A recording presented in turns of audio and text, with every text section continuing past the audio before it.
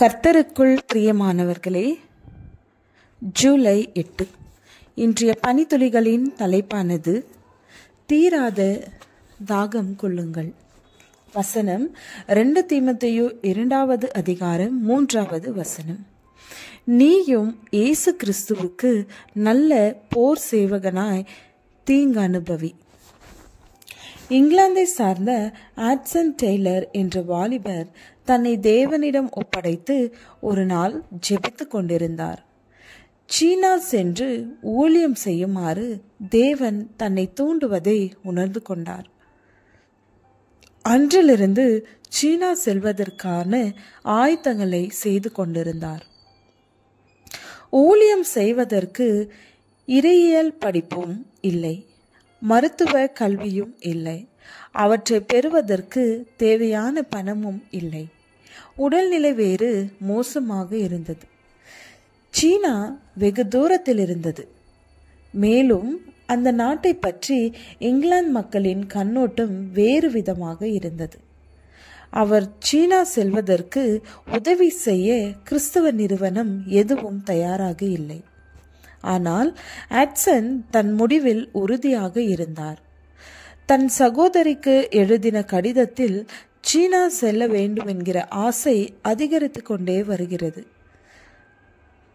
அதுதான் என் மனதெல்லாம் நிறைந்திருக்கிறது. சீனாவை யாரும் கண்டு கொள்ளவில்லையே, என்ன பரிதாபம் என்று குறிப்பிட்டிருக்கிறார். அவருடைய இடைவிடாத வற்புறுத்தலால் ஒரு கிறிஸ்தவ நிறுவனம் அவரை சீனாவிற்கு அனுப்ப முன்வந்தது. சீனாவில் கிறிஸ்துவை அறிவிக்க முடியாதிருந்த இடங்களில் சென்று ஊழியம் செய்தார் ஆட்சன். 19ஆம் நூற்றாண்டில் சுவிசேஷத்தை உலகம் முழுவதும் பரப்புவதில் பெரும் பங்கு வகித்தவர் ஆட்சன். பெரும்பாலானோர் சீனாவை பற்றி கண்டு கொள்ளாத நிலையில் ஆட்சனுக்கு மட்டும் அந்த திட்டம் எவ்வாறு வந்தது? தன் இளம் பிரயாயத்திலே தேவன் கூறுகிற சிறு சிறு காரியங்களுக்கு அவர் அப்படியே கீழ்ப்படிந்தார். அதையே அவர் வாழ்க்கையில் பழக்கமாக்கி கொண்டார். தேவனுடைய சத்தம் கேட்கக்கூடாதபடி நம் வாழ்வில் தடையாயிருப்பது என்ன? நம் மனக்கண்களை திறக்க வேண்டும் என்று தேவனிடம் நம்மை முழுவதும் ஒப்படைத்து ஜெபிப்போமா? வேத வசனம் கூறுகிறது, தேவனுடைய சாயலா இருக்கிற கிறிஸ்துவின் மகிமையான சுவிசேஷத்தின் ஒளி அவிசுவாசிகளாகிய அவர்களுக்கு பிரகாசமாயிராதபடிக்கு இப்பிரபஞ்சத்தின் தேவனானவன் அவர்களுடைய மனதை குருடாக்கினான். 2 கொரிந்தியர் 4வது அதிகாரம் 4வது வசனம்.